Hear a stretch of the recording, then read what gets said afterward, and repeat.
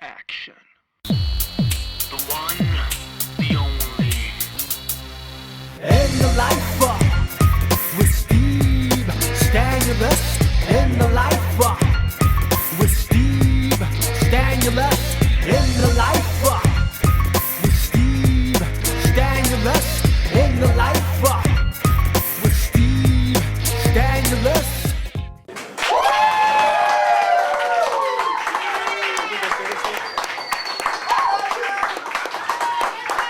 Welcome to In the Life with Steve Stanulis. I'm Steve Stanulis. We're back at the DL, one of the most amazing spots downtown in New York City. We have an amazing show.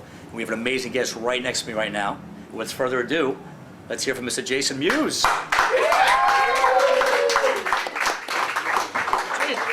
Jason, tell us what's been going on. I heard you got some things in the works. We have, we're here right now doing a little press and hanging, and we're getting ready for Jay and Silent Bob's super groovy cartoon movie. It's a graphic novel Kevin wrote about 4 or 5 years ago, and he turned into a script. And I was telling him I wanted to produce it and try to do some different stuff. And he gave it to me. It's been about a year and a half ago, and we started off. We were going to do a little animated, do a little 10 8-minute little shorts, because I thought it would take too long to animate, and I didn't have the patience, because I want that instant gratification. Right. So, ADD, right? Yeah, I was like, I need to see it right away. Right. So, but then I showed Kevin the first like 9 minutes, and he was like, this is awesome. He's like, we got to make it into a movie. And then I was like, all right, if we make it in a movie, can we tour with it like Red State? Kevin made Red State and toured with it, and I didn't get to be part of that, and the whole time I was like, man, what's going on the road? And he would tell me stories, and it sounded like so much fun. So I was like, all right, if we do this as a movie, can we do it as a tour? So here we are. We're the first show is 4/20, and we're about to do 18 cities for this first leg, and we're hoping to do more if that's the case. So there's that right now, and a cartoon. I'm going to keep going. No, where's the string? Where's the string?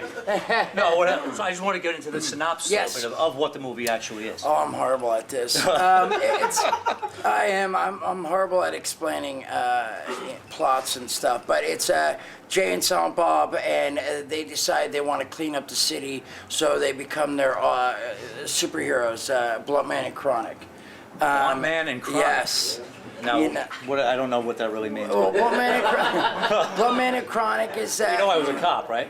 Put your hand behind your back. It's the character. Oh, all right, okay. So tell me about Bluntman and Chronic. Yeah, that's their alter ego. That's their superheroes. It's like Batman and Robin in a sense. And they would decide, Bluntman and Chronic would be perfect to go fight crime, dressed up as those heroes. And so, they got some villains just like the Batman and Robin have the Joker, and the steady villains. We got what are the Jokers? Cockknocker, we got the Diddler, we got News Group, we got Dickhead. Now, what does Dickhead look like? I mean, he looks like a dick with a head with.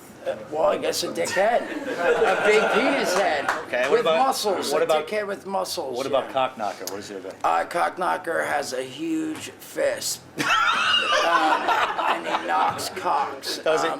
And actually, Cockknocker was actually in, if you saw Jay and Silent Bob Strikes Back, the movie, Mark Hamill played Cockknocker in the live-action movie, and I got to, sword fight with him, which is, that I would say one of the highlights of my career is I got to lightsaber fight, bong saber. With Luke Skywalker. And then in that same movie, I got to try to go down on Princess Leia, later on. Carrie Fisher is the nun, and she picks us up. And, so how was that experience? It was amazing. It was. I mean, nothing really happened, but just to work. She was older, though, right? She wasn't really a hot Carrie Fisher anymore. She's kind of like older Carrie Fisher. But she's still Princess Leia. Yeah, I guess so it was still amazing, and it was still. It's funny because every time I think about the movies I've done, it's like Mallrats, Stanley I got to work with, who, you know, I love comic books and stuff, and then Jay and Bob Strike Back, and I got to work with Mark Hamill and Prince Leia, and George Carlin, like just tons of awesome people that it's still surreal to this day. So Now you're a Jersey boy, yes, so you're back home. I'm hoping to go back home, and yes, I'm back home. It's New York is part of my home. I used to take the train up here, which was fun when you're younger. Coming up here on the train is, you know, it's like coming it's almost like going to a whole like the other side of the U.S., like to L.A. or Right. something. You know, it's like you take the train 45 minutes and you come out and you're in New York. But yeah, Jersey, man, and it was fun. It was good growing up there. No, were you and into my Bon family's Jovi there. No, you know what? I'm not into Bon Jovi. A little bit. I mean, of Bruce? course, some of the songs. Bruce, I'm into both of them. I like some of their songs. Skid Row, Geraldo Rivera. One of my friends. These are people These who are live in people my that- town. right, Yeah, they right, live in my town. You know, I like some of. I mean, of course, Bon Jovi. Some of the songs are awesome, but I was more into like King Diamond and Ozzy and I was actually Adam Kiss. Man. I love Yeah, Kiss. yeah. You a Kiss guy? I was into Kiss. Yeah. Not huge into Kiss, but King Diamond was my favorite, and he still is Yeah. for metal. And Adam Man. I Adam just Man. love Adam Man. Goody yeah. Two Shoes. Yes. Yes. Strip. Strip. You strip for you, I'll strip Yeah. for me. Yes, please. So, but that's sort of what I was into. But it was cool, you know, seeing those guys around. Like I was telling him earlier that at our comic book store in Red Bank, Sebastian Bach used to always come in, and I don't know, I thought that was pretty cool because he'd be sitting there and you know, Skid Row. So That is cool. some cool stuff, man. So getting back to the film. Yes. So now you're going. You mentioned you're going on this whole city tour. Mm-hmm. What does that entail? I mean, It's gonna be we're gonna go to each city. We're gonna show the movie. We sit down, watch the movie with the audience, and then afterwards we're gonna do a Q&A. Cool. And then it's gonna be like a Q&A podcast. We're gonna answer a bunch of questions, and then we're gonna probably end it up with a podcast, and then we play a game at the end called Let Us Fuck, which is fun. It's like fake. It's like air sex, and you come up with weird names, you know. how do you even? So like, let's say you were there and you're like, I want to be part of this, and you came up on stage. So this is depending for on- air fucking. Air fucking. So like, let's say it was the Ewok cock block. You and I would have to go in the corner and we'd be like, okay, how are we gonna get this across to everyone? The sex position Ewok cock block. Right. So then maybe you get on your knees and walk like an Ewok, and then I come over at my cock and try to hit you with it. You block it, but then maybe you grab my nuts and then I slap them on your chin. Next thing you know, you're like going to town on me. Right. You know, and that would be the position, and then someone else comes up, and then there's a whole new, you know, like the Donald What? Duck Did you book. ever try that? And someone said, "I got it, Ewok cock block." No, they don't have to guess it. Oh, we alright. give out the position, or the audience can pick the Oh, I position. got you, okay. And we have to try to, and so whatever they call out, you can make up your own right now. So just think of something like the New York such and such. Okay. The Gremlin ass fuck. There, so we'd have to get up. So you would say that, and then me and whoever would have to go in the corner, and we go, Alright, like a gremlin. okay, how are we gonna get this across to everyone? The New York fucking gremlin Ass fuck. ass fuck. You know, and then we make it up. You and I can make it up. We can so, create you that. know. That's actually pretty cool. So it's fun. I mean, people get to come up, be part of play a little game, be part of the show, and people seem to dig it. We do it with our podcast, Jay and Silent Bob Get Old, is a podcast we just toured last year with. We went to London and Scotland and Ireland, Australia. It just came on Netflix. It's Jay and Silent Bob, Go Down Under.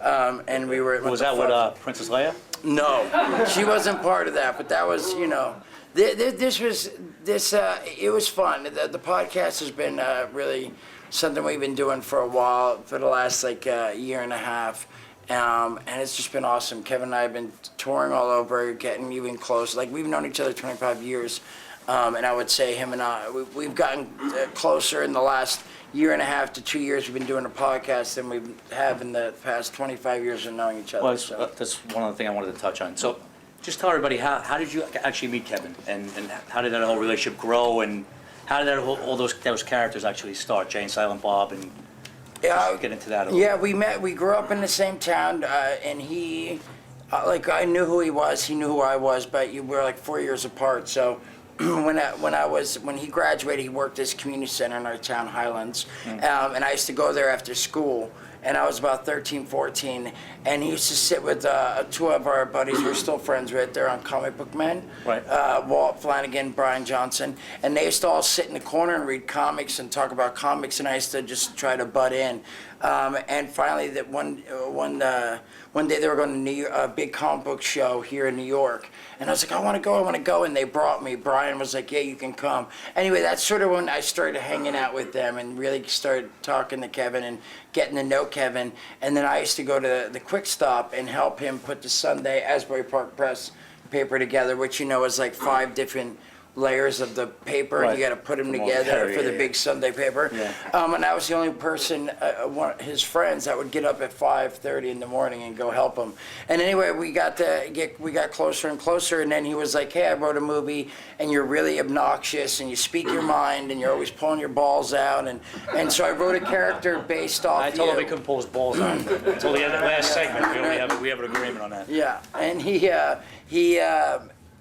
thought that sense of humor was funny, and he was like, oh, I wonder if other people will find it funny. So I wrote this character based on you. So like the character Jay in the movie Clerks is exactly how I used to act when I was 14, 15 when we were hanging out. And I'm obnoxious still, and I still pull my balls out, but just less now. Now I know when. Like I know right now I couldn't pull pick my and choose your balls out. spots, right. Yes. Right. Now I can get in A little more, trouble. right. When I was 15, I'd pull them out because I'd be like, "Who's gonna? What are they gonna cares? say? Who's Right. saying? I'm a You little say he kid." sat in gum. Yeah, I sang gum. What's this? What's this? It has hair in it and everything. It's crazy. Exactly. So it was. I used to get away with more. So I'm still, but that's what I acted exactly. I used to like yell stuff and hang out on the street corner with my buddies. And so anyway, he wrote the character based off me, and then he's like, wow, I really dug those characters, so I'm gonna write them in the next movie. When Clerks got picked up and he got a 3-picture deal and he knew he was gonna make Mallrats and Chasing Amy, he's like, I'm gonna write the characters in each movie, and there you have it. So, Cool.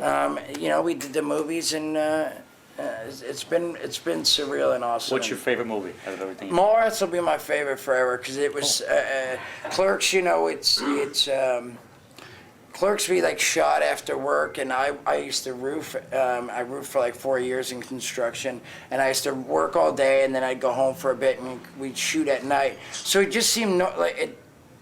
It just seemed like more work. Like it didn't seem like we were shooting a movie. And it wasn't until Mallrats that like we were.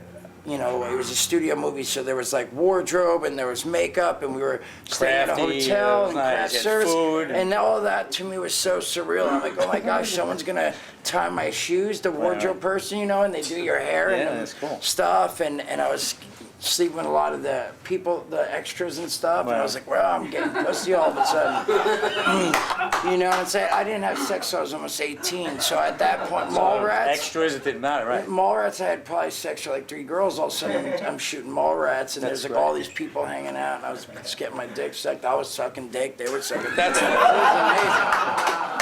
Listen, you shut the lights off, it doesn't matter. It doesn't. Whatever, if it's warm, there's a hole, fuck it. amazing. Yeah, who knows? So you're gonna hang out with me a little bit? Yeah. Ladies and gentlemen, one more time, let's go for Jason Mewes. Action. The one, the only. In the life with Steve Stanulis. In the life with Steve Stanulis. In the life